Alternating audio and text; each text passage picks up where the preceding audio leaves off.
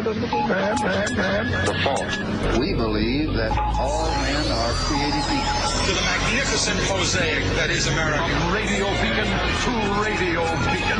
I have a dream. Change has come to America. Believe me. Help is on the way. Knock, knock. Who's there? It's a figment of your imagination. Randi Rhodes Show. Turn up your mind. Unpopular presidents drag their parties to the bottom in midterm elections. That's the unchanging rule of politics. You saw it famously in 1994 with the Republican takeover of Congress after 2 disastrous years with Bill Clinton. What? You saw it in 2006 after Hurricane Katrina. You saw it in 2010 after Obamacare. You saw it in 2018. So there's no question based on precedent that that's about to happen once again in 2022 in November. That's what everybody assumes. And in fact, it may well happen. We're certainly praying for it. Yeah.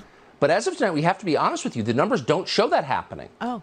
Not even close. Oh. In fact, all the indications we have right now suggest that despite Joe Biden's well-earned unpopularity, the Democratic Party still, again, as of tonight, has a strong chance of holding Congress in November.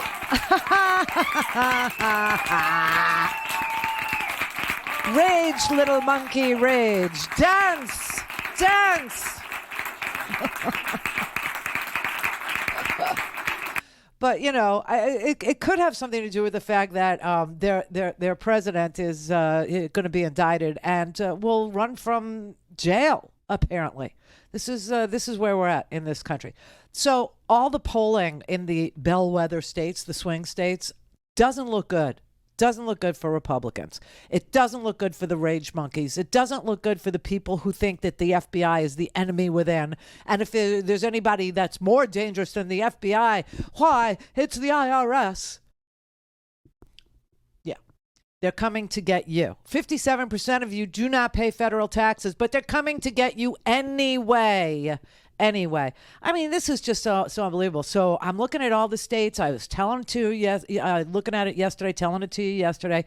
It just doesn't look very promising for the GOP because when anybody is honorable, decent, honest in that party, they are not only removed from their leadership positions, but they are censured by the state GOP party, and then they are defeated by a clown. A clown.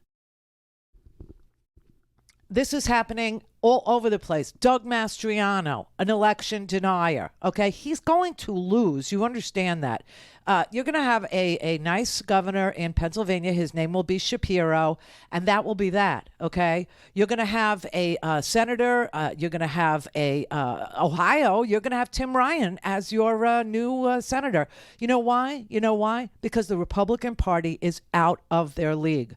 They literally cannot govern. They're idiots. Herschel Walker is not, he's not with it, okay? He's not at all attached to reality.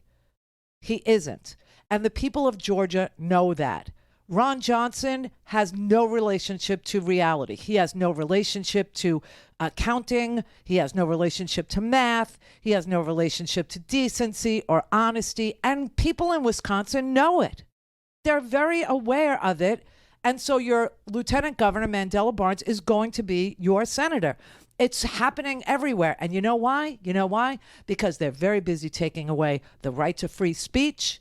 They did it here in Florida. A federal judge just overturned Ron DeSantis's woke act, where he wants to dictate to schools. The government wants to impede, impinge, infringe on free speech, meaning they want to ban books. They don't want to teach history. They want to, and that's why we have no school teachers here. That's why so many people are short of school teachers. And what's Ron DeSantis' solution to not having enough school teachers? Because no one knows what the rules are anymore. CRT was never taught in schools anywhere in the United States. And he's very busy telling people what they can't teach. Very busy telling them what books they can't read. Scared of ideas, scared of conversation. Federal judge just said, you're standing the First Amendment on its head. He compared it to Stranger Things, with upside down world. Okay, it's like everything is upside down in Florida. You can't do this. The government cannot impinge on free speech, let alone have you tell private business that the government is going to tell you how to train your employees in customer service. Right? It's just it. So now we're down to the solution for everything that they're doing is a warm body without a felony in front of your classroom. That's what they're suspending the rules. You don't have to have a teaching certificate. Maybe you were in the military and you don't know crap about algebra. You don't know crap about math. You don't know crap about social studies. You don't know crap about civics. You don't know. Fine. We just need a warm body with no felonies. Go, be a teacher. I mean, it's so sick what they're doing. They're literally taking away our rights. They want to stop kids from playing. Kids can't play. Kids can't read. Kids can't access books. Kids can't, talk about, their gay parents in school. They can't talk about mom and mom. They can't talk about dad and dad. They can't talk about anything. Everybody is, being policed to death, okay? They want to ban abortion. They want to ban contraception. And they want to endanger national security while doing it. Now, here we are passing an enormous amount of legislation for the benefit of this planet, for the benefit of business, for the benefit of jobs, for the benefit of job creation, for the benefit of the 21st century. Here we are reducing the deficit and investing in, green new energy. And they mock it. They literally mock it.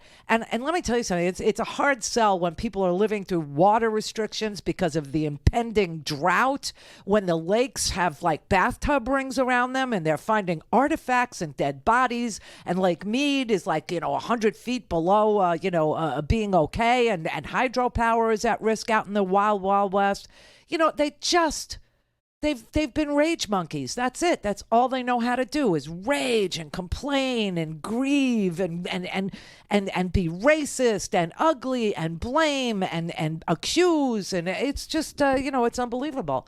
Meanwhile, every single candidate that the GOP have selected for your, and in their primaries, I mean, the primary voters are about as dumb as rocks, and they're the ones who show up. And Donald Trump went out and picked a bunch of, lap dogs that he owns, lock, stock, and barrel, and told them, do ads with guns in it, and, I'll endorse you, and there you go, and then you could rig the elections for me. People are not as stupid as Republican primary voters are, okay? The majority of America is not that dumb. But this is what they did. And so the lesson for the GOP is when your candidates are handpicked by the Donald, they obviously are going to have Trump's fingerprints all over them. You understand? So this Mehmet Oz dude, he owns 10 houses and lies and says he owns 2. And then he characterizes them as legitimate property or legitimate homes. He owns 2 legitimate homes and 8 other So what are the 8 other homes illegitimate? Were they brothels? What are you talking about, you elitist pig? People in Pennsylvania are not falling for your crudité crap. They're not falling for, you're supposed to eat raw asparagus. I mean, they know that you've never been on the inside of a grocery store since Oprah saved your life and said, hey, come be, the resident doctor, and then you could spin off and have your own show. I mean, without her, he'd be nothing. He'd be, you wouldn't even be able to sell fake vitamins and fake cures for being overweight. He'd be no one and nothing. He wouldn't be worth $100 million. 10 houses.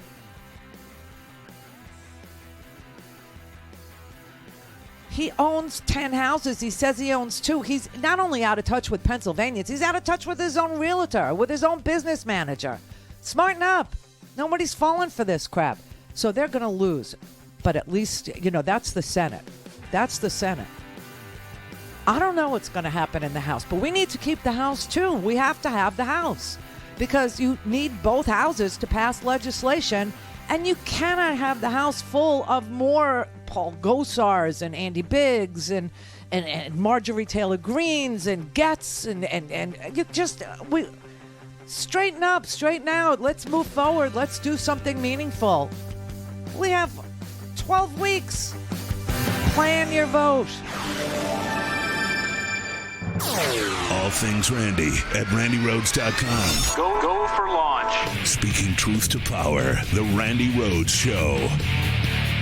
The prediction markets, which many believe are more accurate than the polls, overwhelmingly point to the Democrats keeping at least one chamber. And maybe strangest of all, as of this week, Democrats are leading Republicans nationally on the so-called generic ballot by about 4 points.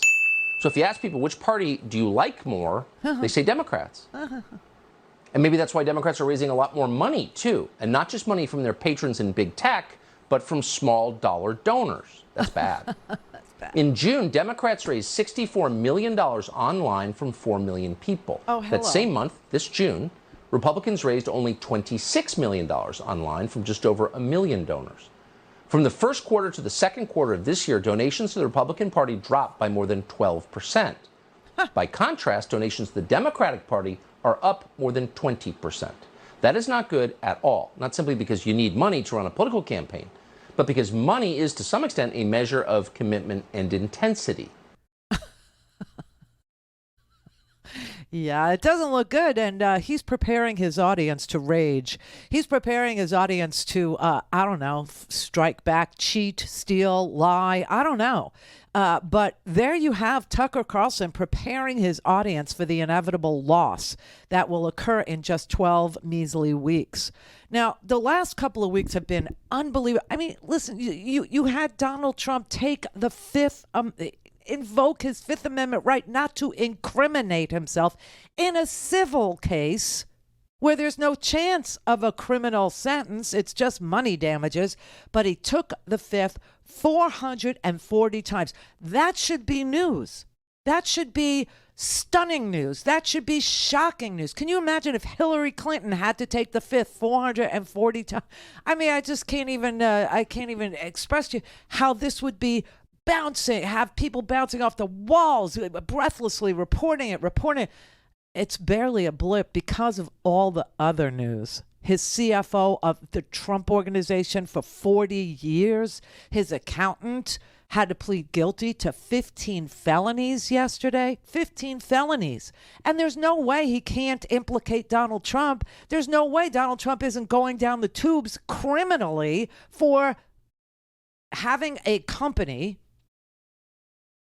that is a fraudulent tax cheating company. There's no way that the Trump Organization doesn't get dissolved because there's a pattern and a practice of Donald Trump's companies defrauding everyone, not just the customers, but the workers, and not just the workers, but the government in the tax arena, insurance companies, overinflating the properties, all of this. That the Trump Organization isn't even going to exist by the time the DA in New York gets done with this. Not even going to exist. And this with a friendly attorney general in New York. Alvin Bragg, he closed the criminal investigation into the Trump Organization. Something really hinky is going on up there. And, still, the Trump Organization isn't going to be allowed to exist. Just like the Trump Foundation, the charity isn't allowed to exist. The charity was dismembered, dissolved, dissolution, they call it, because it was a fraudulent charity. And the same thing's going to happen with the company. And so anybody that hooks their wagon onto this man is going to have to debase themselves on television and is going to have to say, they are going to indict Donald Trump. Merrick Garland has lost his senses. But I think you pointed out last week, if they do indict him, crazily enough, I mean, if they're crazy enough to do it, that doesn't render him ineligible to run or even be president? He can, listen, Eugene Debs ran for president from a federal prison. There's no reason that that's going to happen to Donald Trump. He's not going to be in a federal prison. But if he's indicted, he will run for president. Oh my God! This is how low they will go. This is literally the beneath the basement. This is lower than the spit on the belly of a snake. I didn't think that was possible. But here's Rudy on the TV saying, "Oh, well, and we haven't even talked about the national security implications of stealing, documents and withholding them and not so, Listen, the idea that Donald Trump was subpoenaed, please remember that little factoid in the entire classified document saga. Donald Trump was subpoenaed, and he refused to acknowledge that he had anything that was responsive to the subpoena. He said he didn't have any more documents, said he didn't have any. Well, now, they're saying, oh, well, he didn't have anything at all. Then they downshifted into, and if there's anything there, it's because the FBI planted it. Now they're saying, well, he did a blanket, declassification, which is total bullcrap. And 18 former top Trump administration officials have told CNN that they've never, ever heard of any such order ever issued during their time working for Trump.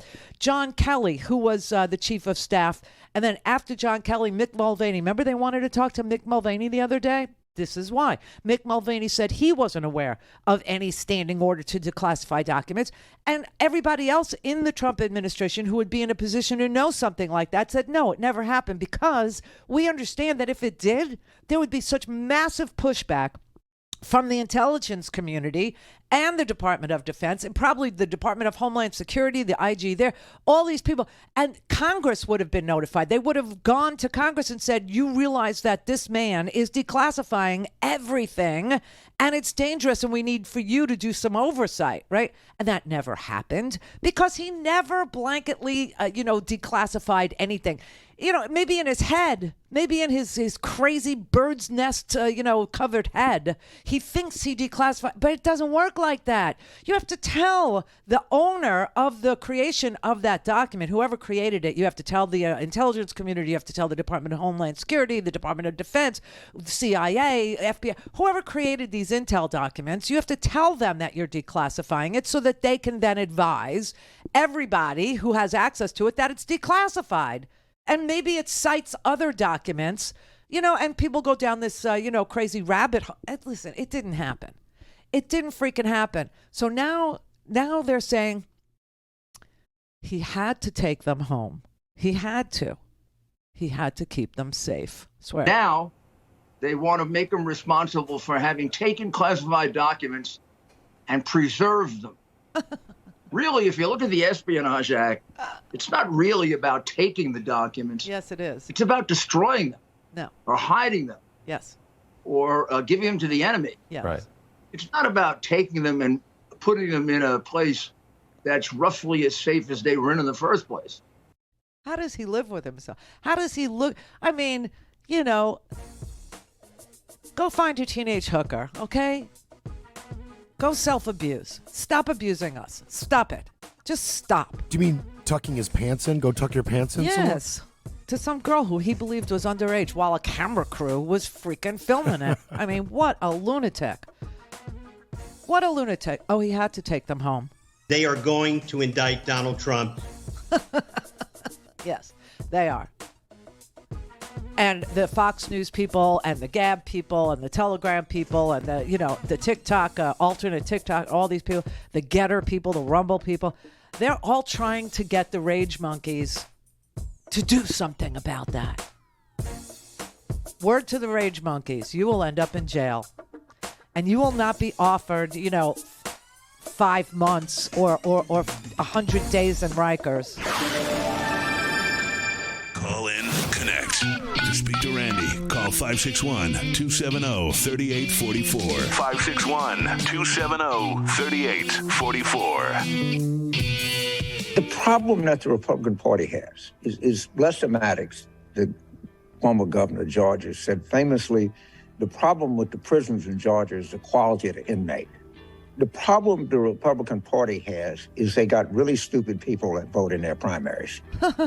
And when you have that, you're going to get really stupid people demand to have really stupid leaders.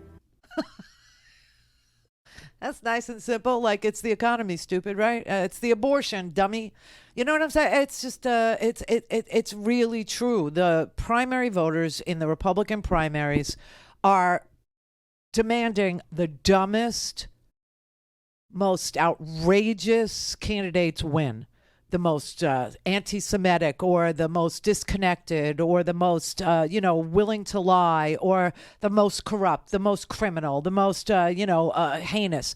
I mean, literally, Donald Trump is going to drain the swamp of the elitists, right? This is the premise upon which Donald Trump, the elitist, who has his name emblazoned on airplanes and buildings and a corrupt organization across this country, okay? He's going to defeat the elitists, and then he puts Dr. Oz as his selected candidate. I mean, it makes no sense because it's nonsense. And Tucker just can't get over it. He's just beside himself. Herschel Walker is now trailing Rafael Warnock by 10 points. And this is happening in a state they tell us went for Joe Biden by a margin of about 1/3 of a percentage point. That is bizarre. What is going on here? What is going on here? Georgians are not voting for a guy who couldn't make a sentence with a flashlight and a dictionary in the dark. Okay, they're not going to do it. They know that this guy is way, way over his head. He is out of his league. He can't govern. He has no idea what, he doesn't even know where his children are. He has no idea how many he has. He is incapable of telling the truth. He holds guns to women's heads. He threatens to blow their brains out. He plays Russian roulette with himself. Okay, this is not a stable person. This is not somebody you want to send to the United States Senate for 6 freaking years. It makes no sense except to say that some of the most corruptible people are, running for office. Because that's what Donald Trump is endorsing. Corruption, chaos, disorganization, a mess. You remember when Donald Trump, one of my listeners emailed me last night and said, do you remember when Donald Trump's entire appeal to beat Hillary Clinton was, well, you don't want to vote for somebody who's constantly under investigation. Remember that? She was under investigation for Benghazi, which nothing ever came from it because she didn't do anything wrong as the Secretary of State. Okay, it wasn't her. Oh, my God. But and then they decided to investigate her emails, and they came to the conclusion that nothing she did was intentional. She had no intent. And, you understand now, I think, from looking at all these crimes, that the thing that's the hardest to prove, but the thing that is the necessary element in all of these criminal prosecutions is intent. Okay, did you intend to defraud the United States of America when you, unleashed an angry, armed mob against our Capitol? Did you intend to stop a procedure, a congressional, meeting? Did you intend to kill your vice president so that he could not certify the results of a free and fair election? Was that your intent? When you lied to the American people and when you said that Georgia was stolen, but you were secretly calling Brad Raffensperger and, Gabe Sterling and all of the election officials in Georgia, asking them to find you one more vote than Joe Biden had. Was your intention to defraud the people of Georgia? Was your intention to defraud the United States? See, that's what all these criminal codes require, to prove intent. And there was no intention on the part of Hillary Clinton to do anything to damage national security or to maintain documents that were, responsive to a subpoena. She turned them all over. And the conclusion at the end was no reasonable prosecutor would prosecute Hillary Clinton for, having the private server.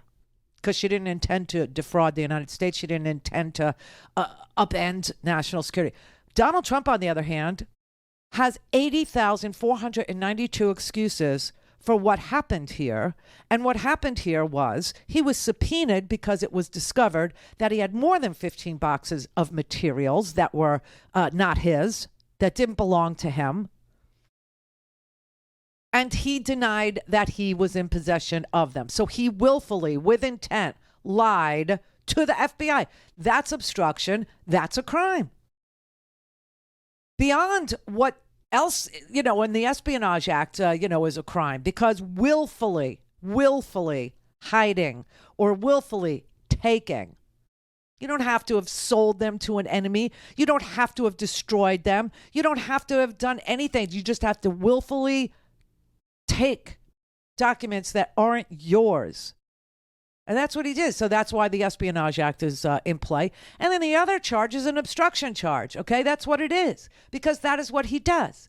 And that's what Mueller found, too, in the Mueller report. 10 instances of obstruction of justice, which is why they couldn't prove collusion. They couldn't prove because he obstructed so well. He obstructed.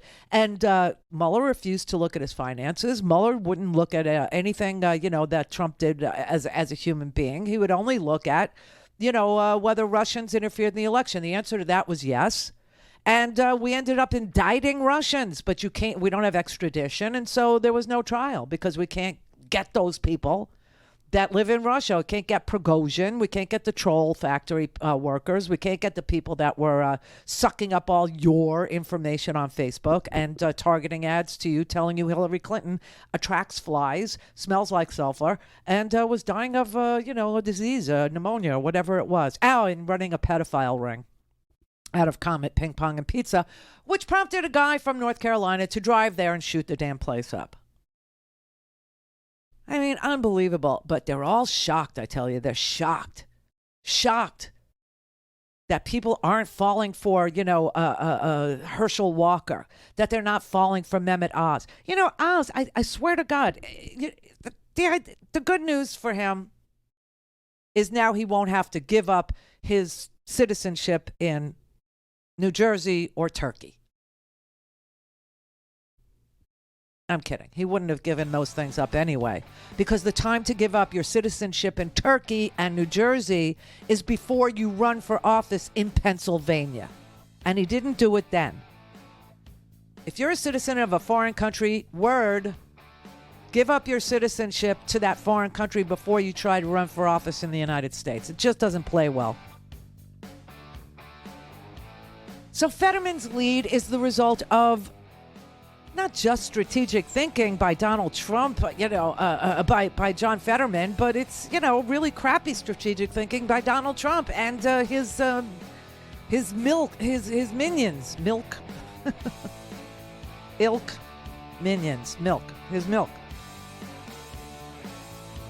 These candidates reek, okay? You understand, they reek. And you know what? Fox News, they've all known it from the beginning. Didn't stop them from selling you junk. This is the Randi Rhodes Show. To speak with Randi, dial 561-270-3844. That's 561-270-3844. Okay, this is crappy audio, but it's Mitch McConnell saying something you need to hear. Care to share any of your projections on the midterm elections? Yeah, I think that there's probably a greater likelihood the House flips than the Senate. Senate races are just different. They're statewide. Candidate quality has a lot to do with the outcome. Candidate quality has a lot to do with the outcome. So, you understand Mitch McConnell realizes he's going to die as the minority leader in the United States Senate. He knows that. He got his 3 Supreme Court justices, though. He can ban abortion or try to ban abortion. And, we'll just show up.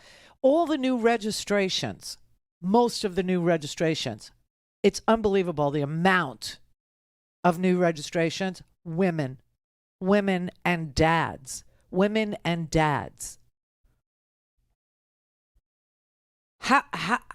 Listen, I don't know how they're going to flip the House. I'm not sure. That means that you guys are planning on splitting your ticket. Don't split your ticket. If you're not going to vote for, a guy like Herschel Walker, then don't vote for a Republican for a House seat. Don't vote for Marjorie Taylor Greene either. That makes no sense to me that you would do that. And just remember this thing with checks and balances, it doesn't work. It's divided government. It produces like the slimmest results. Although I will say Biden is amazing. You can mock him for his age. You can say that he's a mushmouth. He is. You can say he's not the most entertaining speaker. You could say a whole lot of things about him. But one thing you cannot say about him, he's a loser. He is a winner. He wins and wins and wins and wins. And if it takes him a year, he still wins. If it takes him another year, he still wins. I mean, it's unbelievable the amount of relief that this man, he said help was on the way, and he meant it. He meant it. So we got child tax credits to get us through the, the debacle of COVID. Now we're through the debacle of COVID. No more child tax credit, which, by the way, we could get back if we kept the House and took the Senate, added a couple of more senators, which I think we will. I really do believe that that's going to happen. I think Florida's in play. Val Demings is 4 points ahead of Marco Rubio. People in Florida understand Marco Rubio wants to get rid of Medicare. Marco Rubio and Rick Scott are two Florida senators who represent, a large amount of seniors. People retire here because we're a low tax state. People retire here because they don't have to shovel snow. People retire here because it's an ocean. You could live near the ocean. You could walk on the beach. You could watch the sunset. So people like to retire in Florida. And the two senators who represent all these retirees put out a plan saying that Medicare needs to come up for a vote every 5 years. Social Security needs to come up for a vote every 5 years. I mean, just throwing our retirements into total chaos, throwing our golden years into like, we don't even know, how to plan for something like that. How do you plan for not having Medicare? How do you plan for not having your Social Security check? How do you plan for that? Well, you can't. But this is what they're proposing. And, the people of Florida, they know that. They understand Ron DeSantis is a lunatic. They understand that he is an anathema to freedom, that he is trying to listen, the whole thing started when the first thing Ron DeSantis tried to do was stop protests.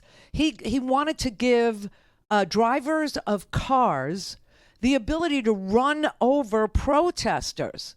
Now, that got squished by a judge, too. Now, a federal judge just squashed his other attack on free speech, which was, to say that schools can't talk, the kids in schools can't play together. Kids in schools can't talk about their parents if they have, two moms or two dads. They can't say anything. They can't talk about it. They can't, and banning books and the whole. People are sickened by it. They are literally nauseated by this.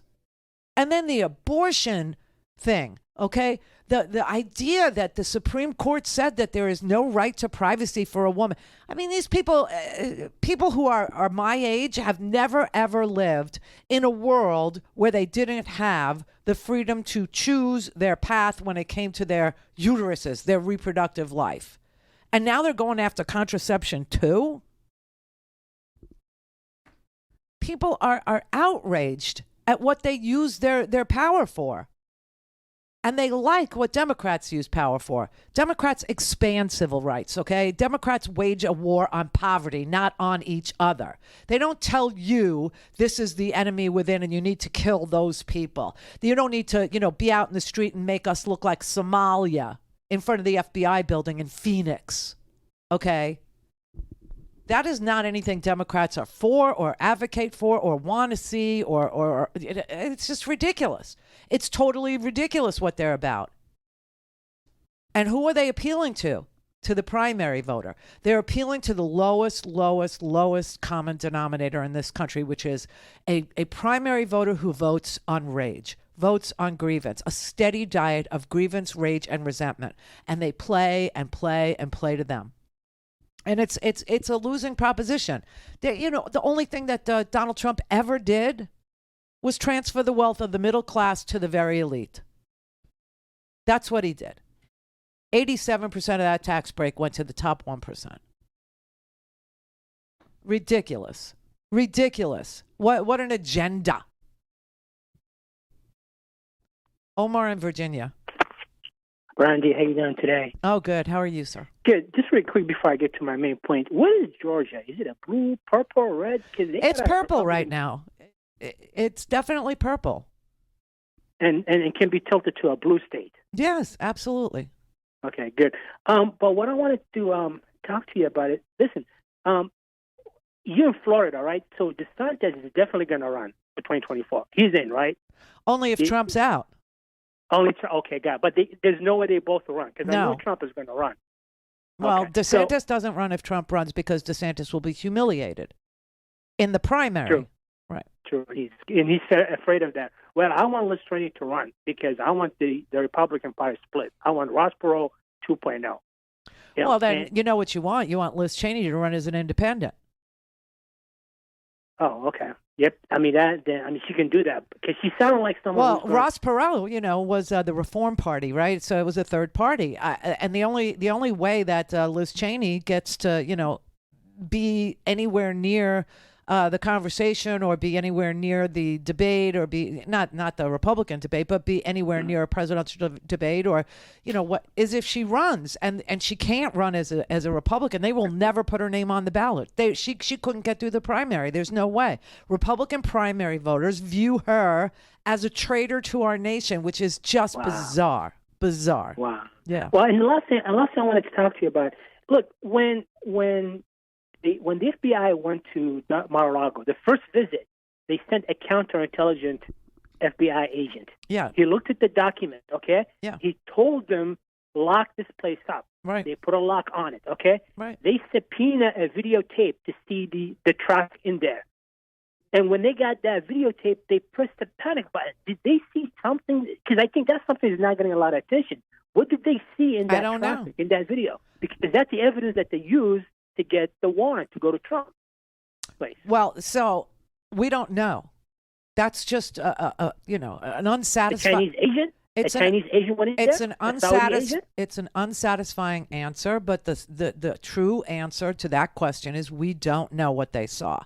But Jay Bratt, he's the person you're talking about. He is the head of counterintelligence and the export, control division, the national security section, not of the FBI, of the Department of Justice. Okay. Wow. Right, and he's the one that subpoenaed the documents and subpoenaed the surveillance tape and said after he saw it, oh my God, we have to go to court and get a search warrant. We have to execute a warrant. Exactly.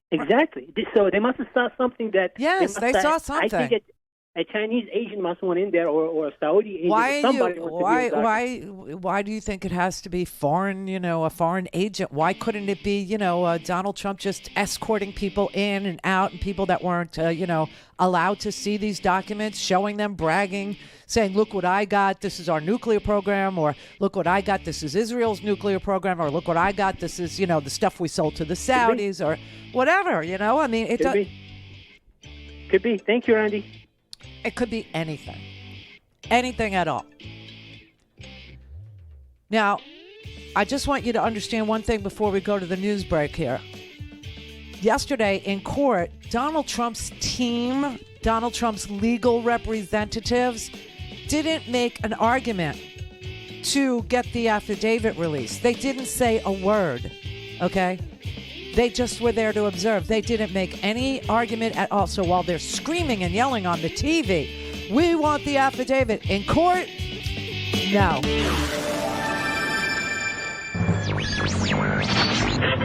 Mary had a little lamb. We believe that all men are created equal. To the magnificent mosaic that is America. From radio beacon to radio beacon. I have a dream. Change has come to America. Believe it. Help is on the way. Knock, knock. Who's there? It's a figment of your imagination. Randi Rhodes Show. Turn up your mind. The federal judge who authorized that FBI search of former President Donald Trump's home said he's inclined to let the public see at least part of the affidavit filed by investigators to justify the search, telling lawyers, I am not prepared to find that the affidavit should be fully sealed. The judge gave the Justice Department 1 week to propose which parts of the affidavit it would be willing to release. That affidavit outlines the evidence collected by investigators, such as cooperating witnesses, along with the agency's next investigative steps. It includes a roadmap for the investigation as it stands right now. But while Trump has demanded the full affidavit be released, his lawyers haven't taken any action to do so.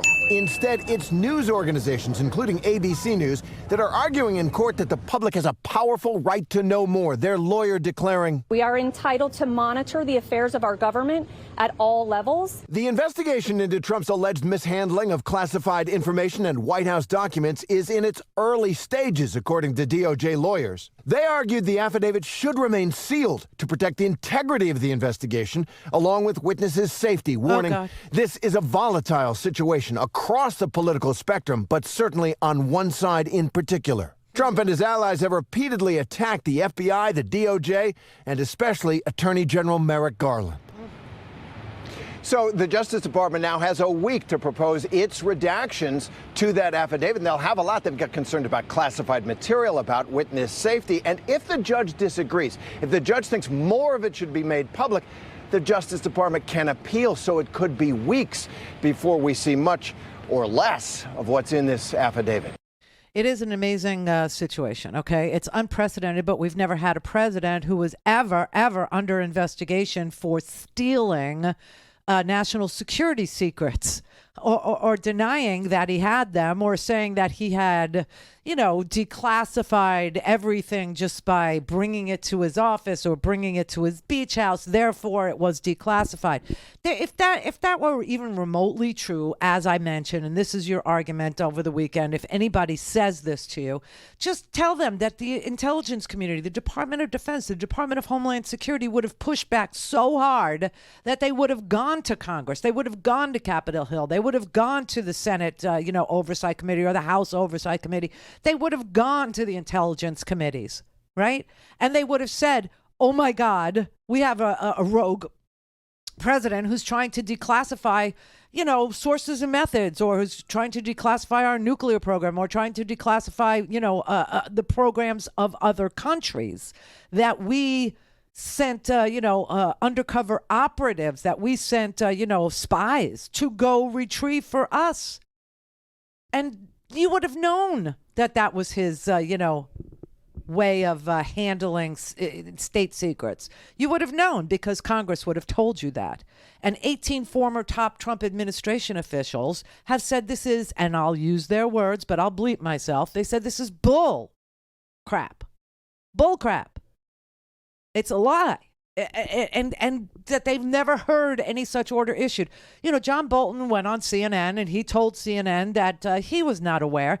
John Kelly, who was the chief of staff there, and Mick Mulvaney, who was the acting chief of staff after Kelly left, they both said, that's bullcrap. That never happened. That is a lie. They're just groping around for some, defense to what is indefensible. And that is subjecting our crown jewels of national security secrets to whoever walked into Mar-a-Lago that Donald Trump felt like bragging to. And that's probably the explanation. That's probably what he did with this stuff. Okay.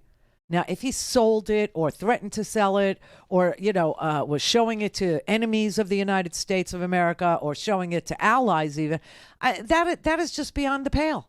It is beyond the pale. And he, should die in prison.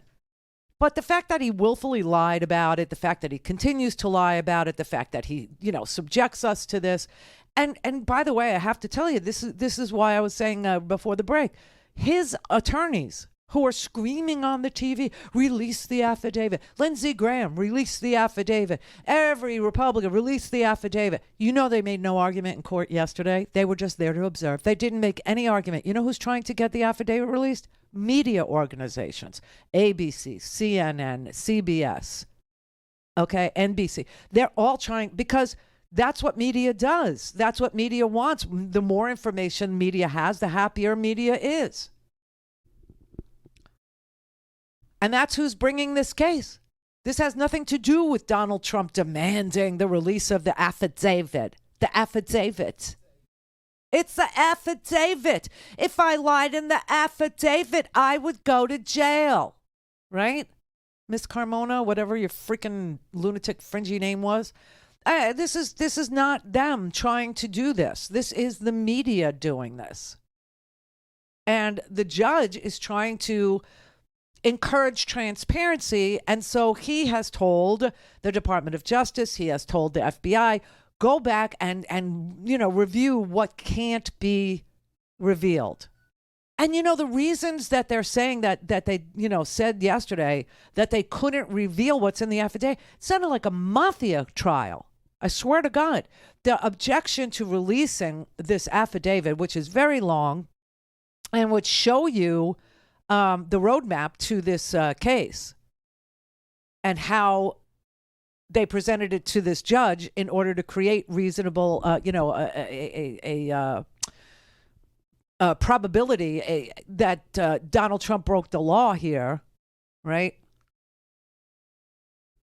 They're saying, my God, you'll endanger the witnesses and other informants will clam up. I mean, and people will get shot and law enforcement will be put in harm's way. I mean, it sounds like a mafia case. It really does. It sounds like, the Untouchables. You know what I'm saying? It's so amazing. It doesn't sound like a president of the United States, a former president of the United States. It doesn't sound like any administration we've ever seen or heard. Now, Richard Nixon, it was stupid. I mean, it was burglary. They broke into the Democratic National Committee headquarters in the Watergate Hotel, which is now condos. Okay. And the burglars, were getting paid through a slush fund. That was the entirety and it took 3 years to get to the story of what happened there. And it wasn't until there were tapes. Alexander Butterfield testified, there was a taping system. That we actually got to hear the president, Nixon, on tape ordering not just the break-in, but the cover-up. And something that they saw on surveillance tape at Mar-a-Lago, Magaloco, made them say, oh, my God, we have to go now. Something bad was happening to our national security secrets, something really bad. Now, they knew that he had them. That's why they issued a subpoena to turn them, the rest of the stuff that he had over. They knew that these sensitive documents were there, but they didn't move then. And so the question is, why didn't they move then? Well, I could tell you that I'm sure that they thought whatever was going on with those documents, whatever had happened to those documents had happened. It had already happened.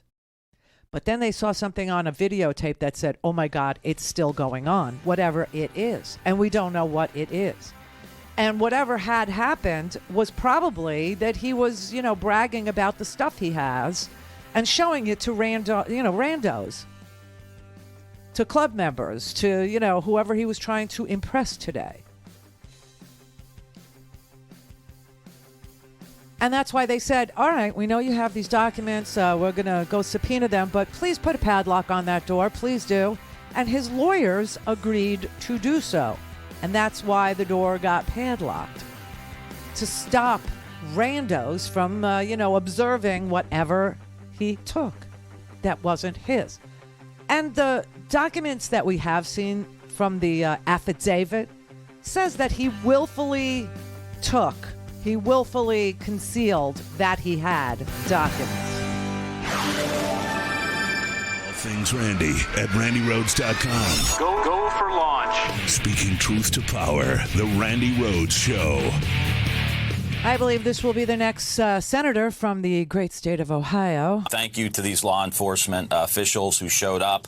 FBI, State Highway Patrol, local law enforcement all did a hell of a job keeping this threat contained. But, I think it's important for us to remember, this is Cincinnati, Ohio. These are moms and dads who are public servants who are trying to protect the rest of the country, enforce federal laws, prevent crimes, that on the weekends, take their kids to the Bengals game or to the Cincinnati Reds baseball game. I mean, these are human beings who are trying to do what's right. They serve the public. They serve the country. We have to support law enforcement. And that's the bottom line here. This is a country of laws.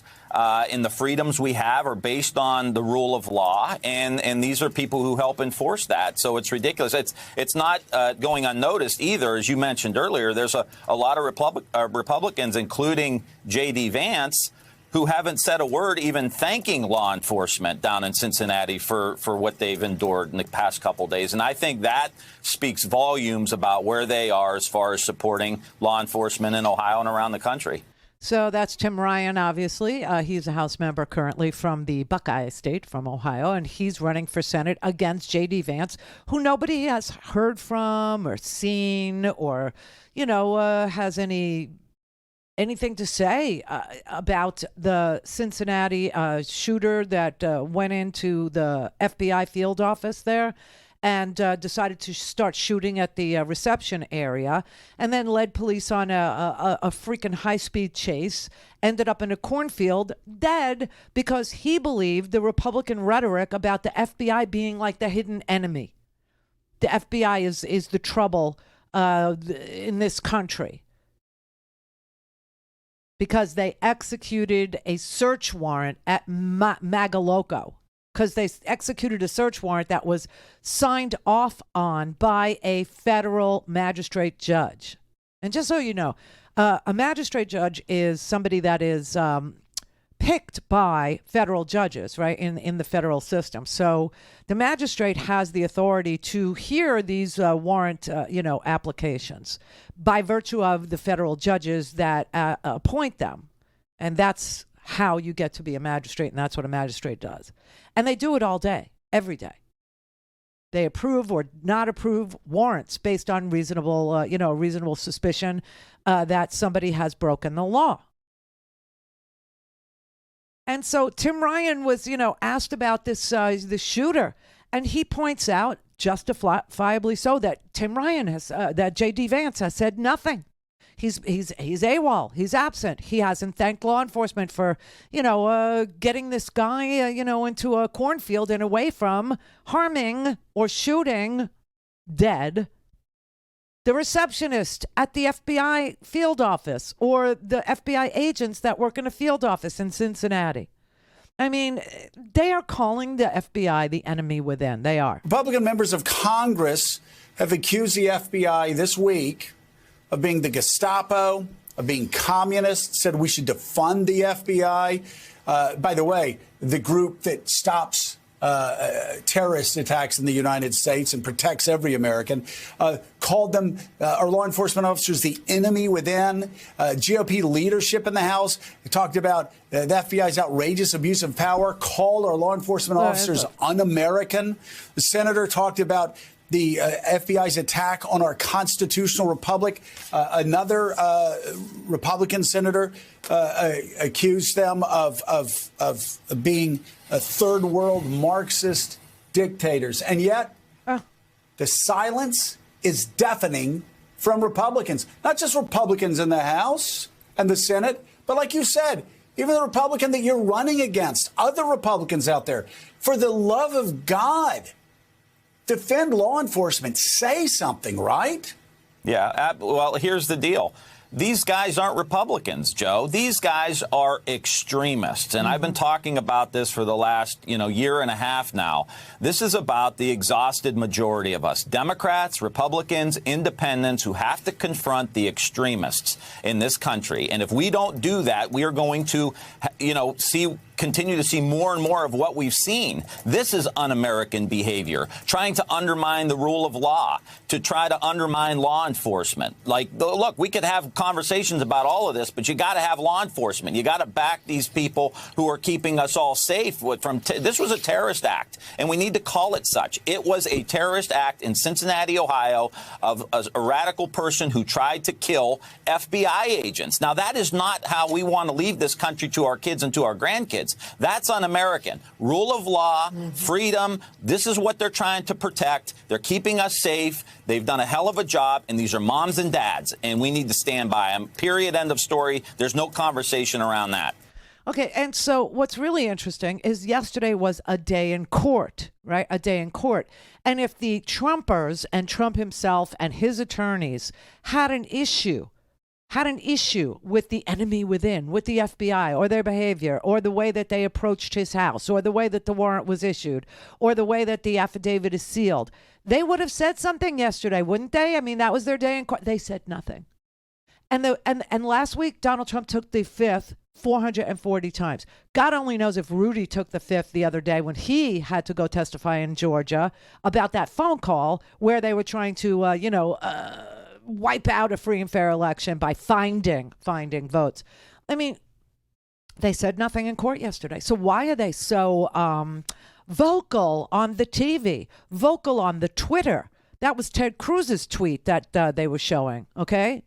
Clear your calendar and, set aside some time. I mean, these are the Republicans in the House. These are the Republicans in the Senate threatening Merrick Garland And then when their people actually pick up a gun and go into an FBI office saying that they want to kill, and there was another attempt in Pennsylvania. Okay, there was a guy that was all over, Gab and Getter and just these right-wing alternate, social media, Truth Social. He was saying he wouldn't spend a day in FBI custody. They could take him. They won't take him alive. He's ready to die. He's going after them. He's going to go shoot the FBI. He's going to kill them because this is a bridge too far and this is lawless and they're the enemy and blah, blah, blah. And he got caught and he's in jail now. In their custody. I mean, this is like that guy from North Carolina that drove to the pizza parlor. This is like all the January 6th, crazies that said they were doing reconnaissance and they were in the trees with weapons and they were going to kill Mike Pence and they were going to hunt Nancy Pelosi. By the way, the Secret Service knew that Nancy Pelosi's life was threatened before January 6th, and they never told her. And they never did anything to protect her. Let me tell you something. Something really ugly happened to the Secret Service under Donald Trump. I don't know if Keith Schiller trained them in loyalty to Donald Trump, but he turned the Secret Service into his own, like mall security. This Tony Ornato guy, the Inspector General that he put in there over at DHS who wiped out all their phones, that's part of a cover-up. That's part of the cover-up. Call in, connect. To speak to Randi, call 561-270-3844. 561-270-3844. Well, this is a very, very good package. I mean, it has deficit reduction in there. Mm-hmm. And we have to acknowledge that we've been spending more than we're taking in, and we've got to start, paying down the national debt, and that starts with reducing our annual deficits. This bill does that.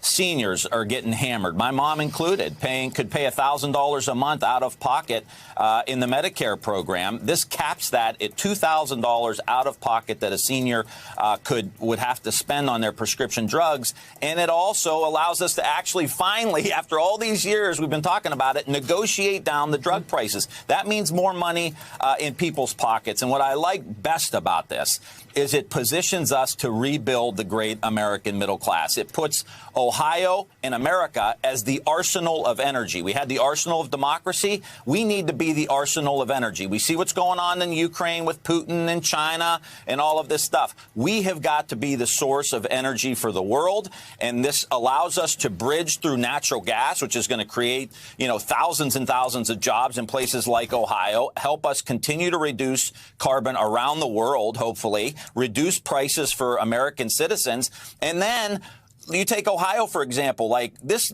bill should say made in Ohio, because when you look at the history of Ohio, we did steel in Youngstown and Cleveland. We did rubber in Akron. We did glass in Toledo, aerospace around the country or around the state. Now we're talking about building electric vehicles in places like Lordstown, Ohio, electric trucks in Lordstown, Ohio, batteries all over the state, solar panels in Toledo, natural gas in the eastern and southern part of the state, new versions of aerospace, new ways of using coal waste in places like Southeast Ohio. This is an amazing opportunity for us to rebuild the middle class and dominate these industries of the future. And this is a lifeline. You add the CHIPS bill, which is going to bring back semiconductor manufacturing.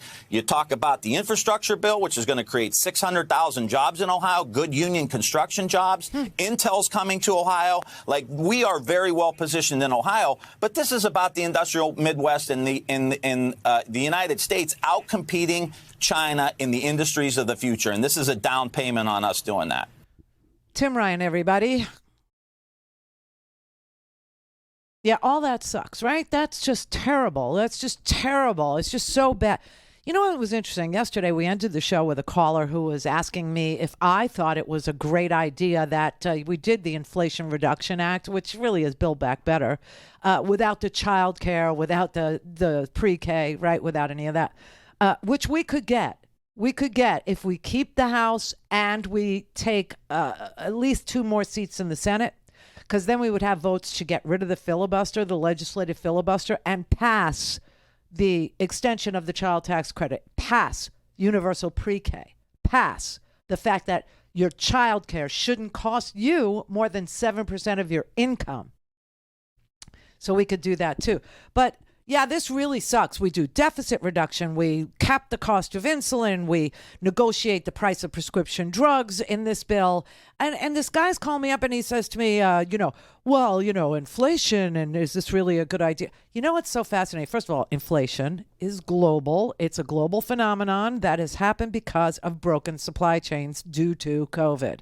So that's number one. But number two, why is it that when the Republicans go and borrow $1.2 or $2 trillion to give it to the wealthiest Americans, to give them tax breaks, to give them carried interest loopholes, to give them subsidies, to give them subsidies on the front end, tax breaks on the back end, the ability to write down, depreciating assets and come up with a zero tax bill. They owe zero on $1 billion and there's no minimum tax, right? Why don't they ever conclude that driving up our debt like that, driving up the deficit like that, is inflationary? Why is it only when Democrats come along and say, we're going to subsidize human beings, we're going to subsidize the middle class, we're going to, actually invest and fix your roads and bridges and tunnels, that all of a sudden it's excessive? Why is that? Because they have you voting against your own best interests over and over and over again, to the point where, God help us, if there's a child tax credit of $300 a month for every child you have under the age of 6. Why, that's bad. But if there's no tax obligation on $1 billion worth of profit, that's good. It's amazing. It's amazing how only when Americans actually benefit from a piece of legislation, it's bad. But when business does, it's good. That's the Republican Party for you. This is how they have it drilled into people's heads that the economy works. You have to let it trickle down. Well, the top 1% owns 90% of America now? When does it trickle down? When could we expect that? When should I be looking up with my tongue out to catch the snowflake? Never. That's the answer. Never. They hoard. They buy back their own stocks. Oh, and by the way, in this Inflation Reduction Act, there is a 1% tax for stock buybacks, which won't stop that. But at least there will be some money collected on their stock buybacks, where now we get nothing. Jahari in Michigan. Randi, my dear, it's been a minute. How are you? Yes, it has. I've been thinking about you. Isn't that crazy? That is crazy. Mm-hmm. I'm really glad to talk to you. Couple of things that I need from you and the rest of your media friends. I need you guys to stop calling these people militias and start calling them what they are: terrorists. They are terrorists. Terrorists. Who? Terrorists. Who? These maggots. These maggots. Yeah, they are terrorists. I don't know if you've read Malcolm's book. He refers to them as Titus. We need to refer to them as terrorists or MAGA, Titus, whatever. We need to start calling them what they are. They are terrorists. And we need to lean in on Congress to get them to pass here's the problem, right? Domestic terrorism legislation with some serious teeth. Right, and that's the problem, is that if you label them as that, there is no law that prevents domestic terrorism. There's no penalty under our law for domestic terrorism. But, listen, Timothy McVeigh, he was a domestic terrorist. The Unabomber was a domestic terrorist. People who, try to kill FBI officers, who try to kill agents, who try to kill, other Americans, they are practicing the art of terrorism. They are. That they are. But now, there's no law. That we don't have a statute. Yeah. Now I hear the music, but I want to tell you really quick. The best way to beat Ron DeSantis is to defeat him this year in Florida. Yeah. If he can lose by, say, 750,000 to 1 million votes this year, he won't run for president because he's going to see that Florida just kicked my butt, and if I can't win there, I can't win the presidency. That's very true. That's a very good point. So we're still waiting to see who the Democratic opponent for Ron's death sentence will be. My best guess is it will be our Agriculture Commissioner, Nikki Fried, not Charlie Crist. This is the Randi Rhodes Show. To speak with Randi, dial 561-270-3844. That's 561-270-3844. All right, it's Friday, thank God. All right, Greg in North Carolina. Yeah, I want to ask about your hypocrisy, but the first thing I want to ask you is about, do you remember back, Randy, in 2008 when you called Geraldine Ferraro and Hillary a whore and you got suspended from Air America? Uh-huh. You remember that? Yes. You still stand by those statements? Well, she's dead, Geraldine. She died. Well, Hillary and the ain't. reason why I Hillary called her ain't. that is because she was on Fox News trashing me. So it's okay for you to call names, but other people can't do it. Well, I don't have anything about name calling, and that's offensive. I have a thing about calling people to violence. Well, how about whenever the assassination attempt on Brett Kavanaugh? Did you condemn the whole Democratic Party? I did. I don't remember that happening. No, not the whole Democratic Party. I condemned the people that went to Republicans. I went to Brett. Did you call out Schumer for saying Brett? Are you asking me questions that you want? want answers to, or are you just going to talk? Yes, I do, Randy. Okay, Please so answer, then the please. answer is yes. I called out the person and the people that were in front of Brett Kavanaugh's house, and when they voted to give him security, I was all about it.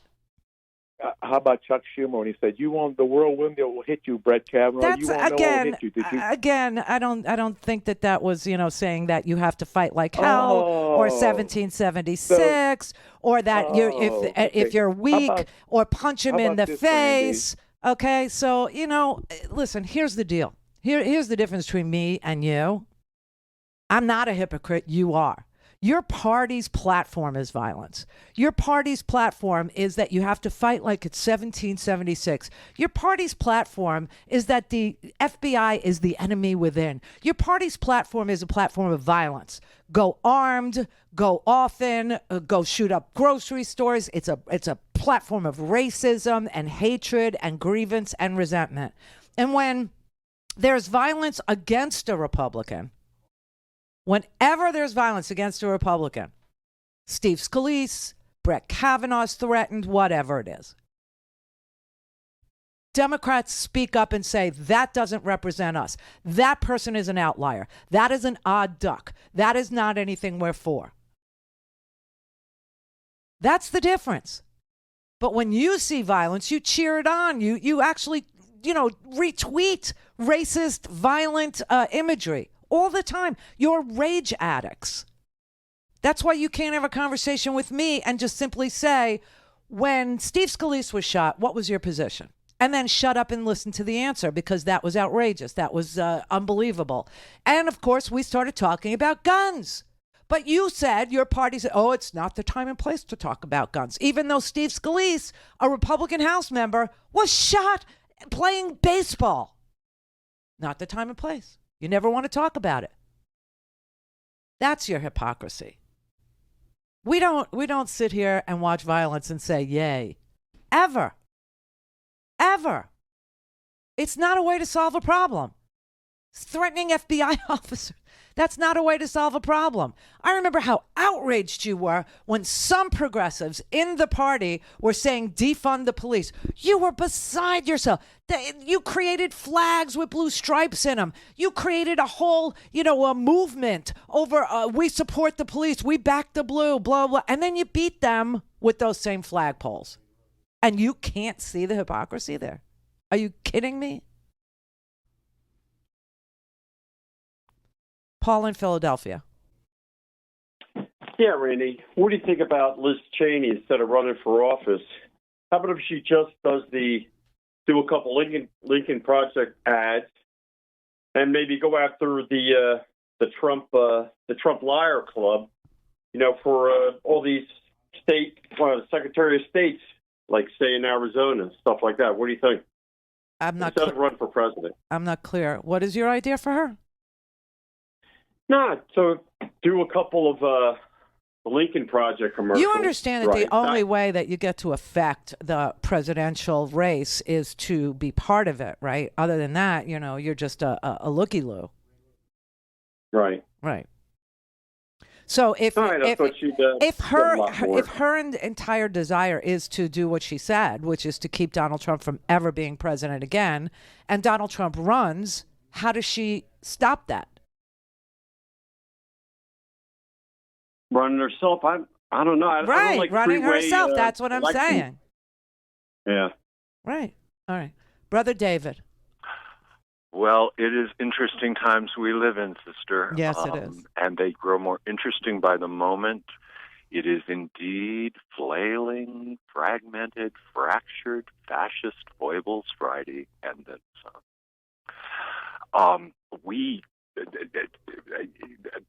A moment of silence for Liz Cheney's House seat. And yeah, of course she's going to run.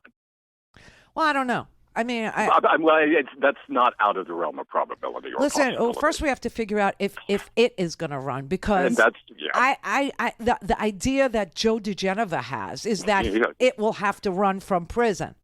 And that's fine with the Republican Party. And somehow running from prison in a society that claims to be a nation of law is not hypocritical. But me calling Geraldine Ferraro a name at a comedy routine in San Francisco in a gay nightclub on a Saturday night is somehow just deplorable. It's a false equivalency, to be sure. The primal basic thing here is still register and vote.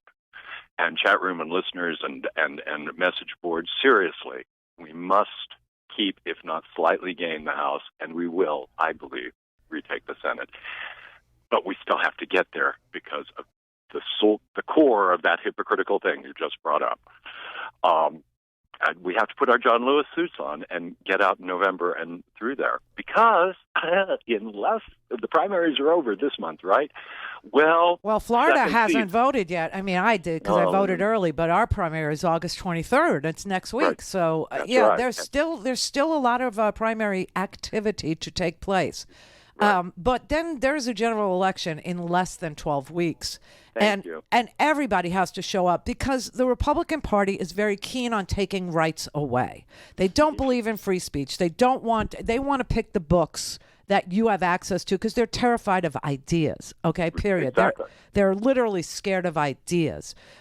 They want women to be, barefoot and pregnant and unable to compete in the workplace with the men, the manly men. They can't deal with any competition. And this is why the whole outlier of a transgendered kid making it to the swimming team for the United States Olympic team is such a voting issue for them.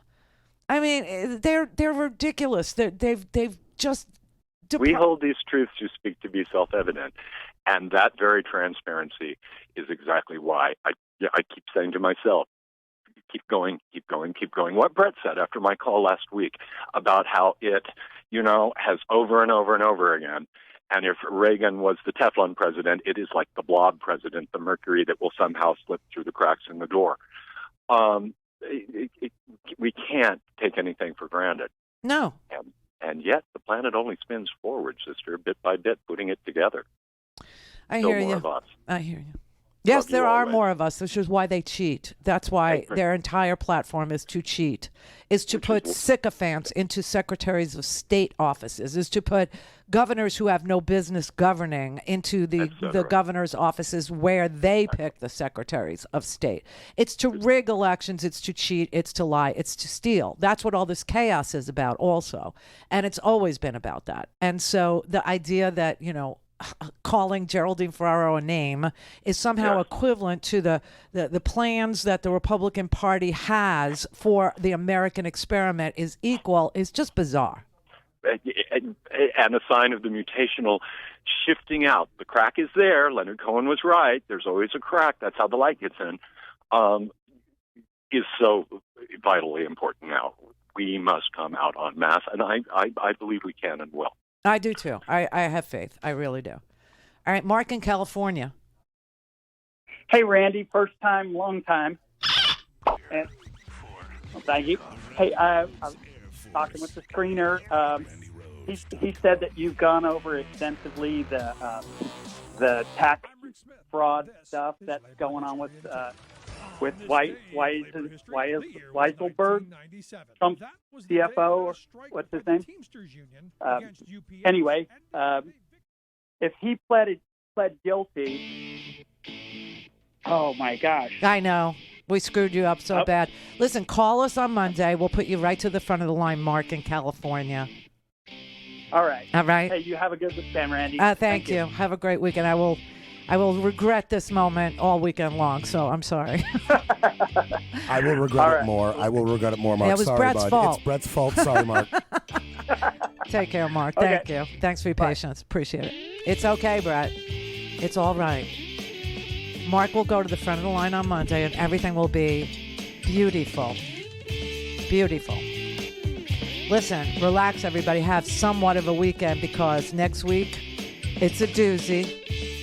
It's a doozy. We'll probably get that affidavit sometime next week. The affidavit. And it's going to be so it won't make any sense. You understand. All right.